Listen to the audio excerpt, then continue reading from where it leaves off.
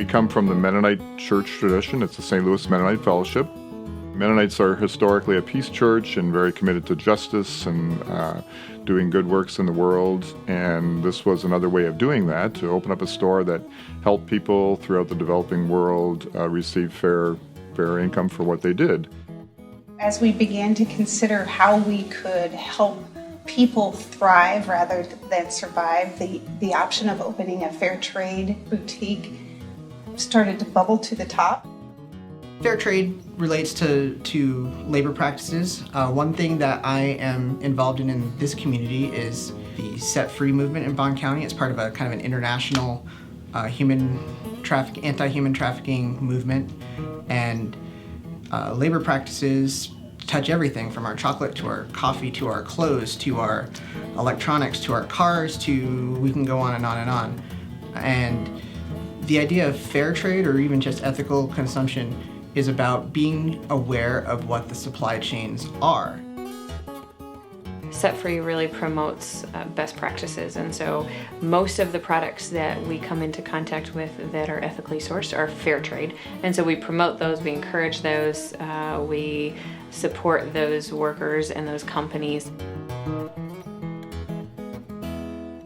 We are not a charity in essence, in that stuff is not really inexpensive. I mean, we're talking about handmade items that are made by people around the world, and to get that here and to sell that is not like necessarily a very cheap enterprise. And we're not trying to, we want to make sure our artisans are receiving fair wages for what they do. We decided right at the beginning to be a for-profit organization. And it was kind of a gut decision, kind of we find it to be the next step in ethical business. We've been around a long time, almost 30 years.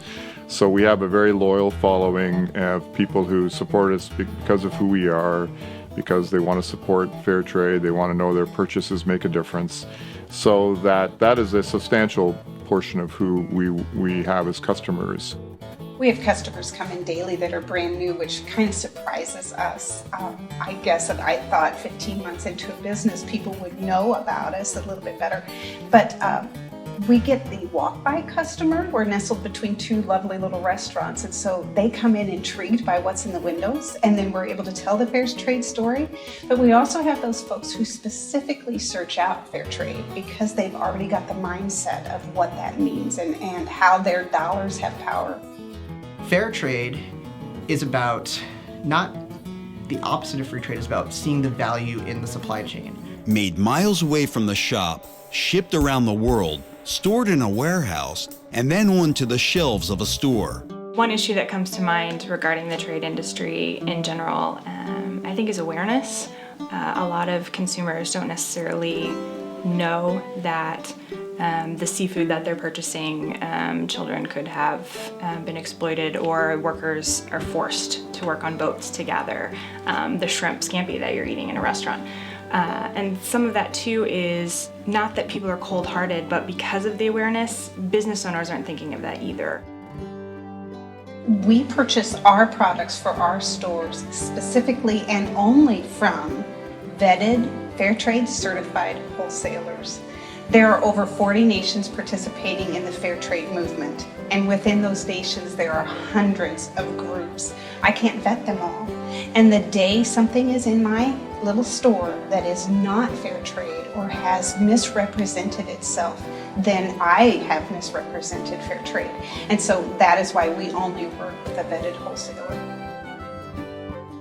If we're going to make the right decision, and if we're going to label something that promotes it, because I'm going to be much more likely to buy a product that says fair trade on it than I am a product that doesn't have that label. I, as a consumer, want to know that they went through extensive effort to get to that. And it's difficult and it can be costly, but it also, to me, says that there aren't other companies out there that are just jumping through the hoops to get the label, even though they're not actually doing the work to get it. That is a challenge for the fair trade, the larger fair trade certifying groups, is to how to make that process available to more and more people. It's an important process, and we want to make sure it happens, but these organizations, I know, are also kind of on the fringe financially in many ways. I mean, none of them are well funded, and they sort of depend on these processes to help them keep going. And that's sort of the balance and some of the questions that they're dealing with. We're making a difference every day. Just within our first 12 months of business, we purchased over $150,000 worth of wholesale product from people across the globe. And when an infusion of $150,000 US dollars goes into villages across the globe, survive becomes thrive.